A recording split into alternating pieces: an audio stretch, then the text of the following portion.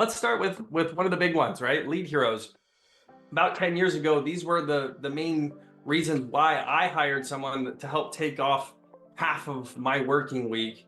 I was spending half of my week trying to do appointment setting, trying to do follow up with leads, potentially lead generation. There's all of these tasks that I was doing surrounding lead generation and appointment setting that was eating up at least 20 hours of my week on a week-to-week basis.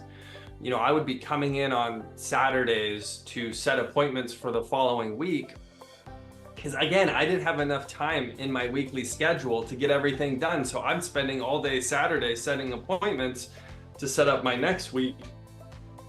Just, again, a very important critical task to the day-to-day business that has to get done, that needs to get done, but that could be delegated, and that I figured out a way to delegate, allowing me to spend more time either doing personal related things like spending time with my family, or spending more time doing my highest revenue generating activity, which is selling insurance, right?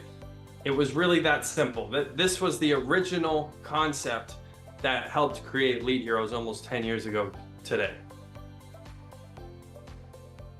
Customer service. So this is, again, a big one. This is one that just came up in the Facebook group, you guys, within the last, I'd say, week. Someone commented that they are just so busy, they're so bogged down, and that and when I mentioned the webinar that we're doing today, I said, we're doing a webinar next week. We're talking about virtual assistants, how you can hire someone to take some of these tasks off your plate so you're not so overwhelmed, so you can focus on, your highest revenue generating activities, increasing sales, etc. And they said, well, I already have an assistant, and the assistant's already doing all of these things, and I still don't have time. It's like, well, then we need to really look at what your true workload is, and maybe you need another person. Maybe you're ready for 2 assistants instead of just 1. Customer service, you guys, is again a very important part of your business. You need to answer your phone. You need to respond to people when they have questions.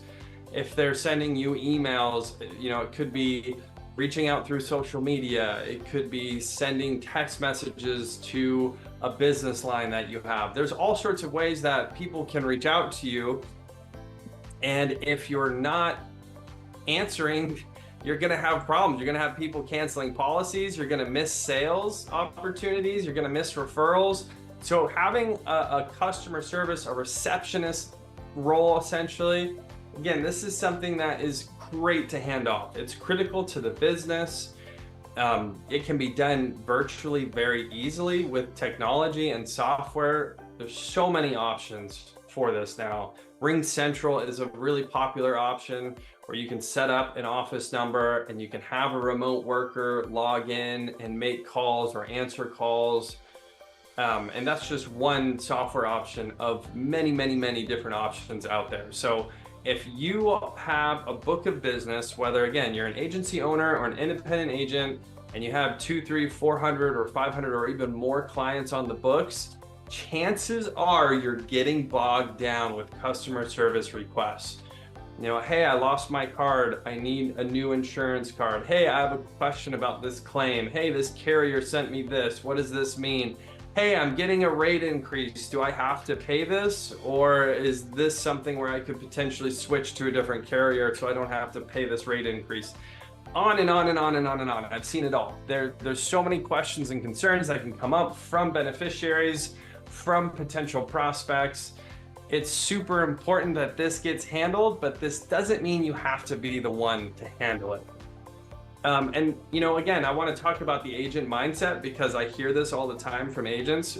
With this specifically, I have seen agents publicly comment proudly saying that my clients won't talk to anyone else but me. I'm the only one that can handle customer service requests in my agency.